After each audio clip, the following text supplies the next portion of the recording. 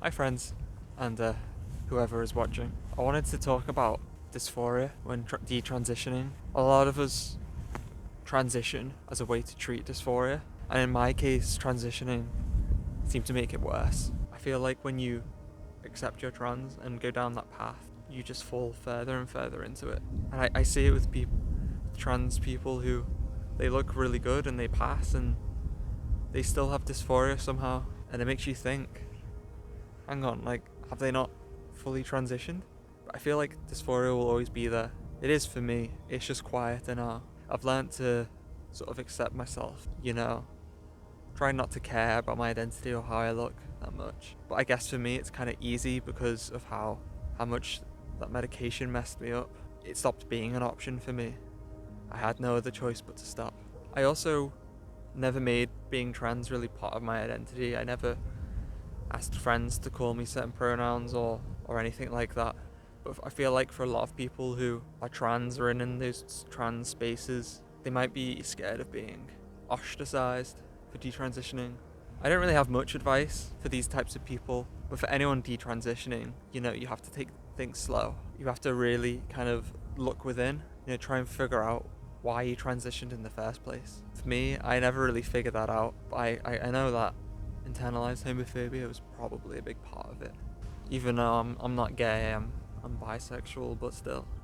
I feel like as well, gender dysphoria gets easier with age. I feel like as you get older, you do just care less about how you look and so on. But when you're young, when you're a teenager, or when you're 20, and so on, it feels like it matters so much. One pitfall I see with people who detransition is they go from, for example, hyper feminine presenting to then hyper masculine, and you can tell with these people they don't even have dysphoria. Probably they probably just have dysmorphia, and that's, I feel like, a separate issue.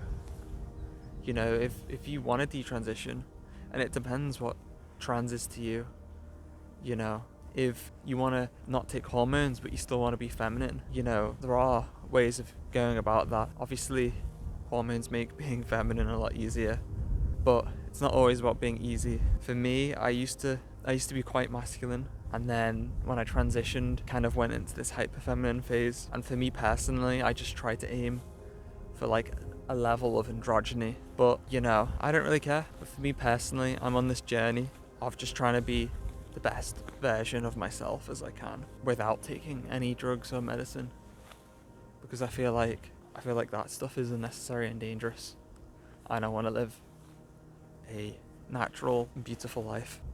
One thing I understand a lot more now that I'm older, is how gender euphoria is also the disease.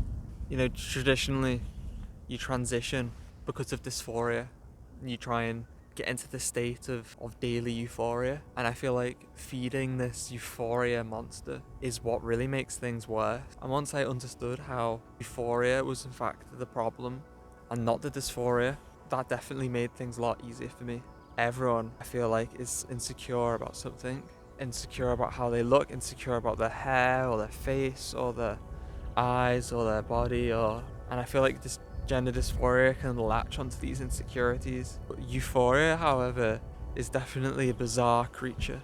Honestly, to a non-trans or detrans, I don't think I could describe gender euphoria, because it is such a strange and bizarre sensation. So, if you're trans and you're on hormones and you think you want to detransition, I think the first thing you want to do is decide if you want to stop taking your hormones. That was the biggest one for me. I still remember I just ripped off my estrogen patches and just thought, I don't want to do this anymore. I don't want to suffer anymore. I don't want to give this euphoria monster any more of me than I have. And I feel like if you can handle it, taking something like finasteride on its own, as problematic as finasteride can be, it might be enough for you, And also with identity, you want to kind of taper away from identifying as anything.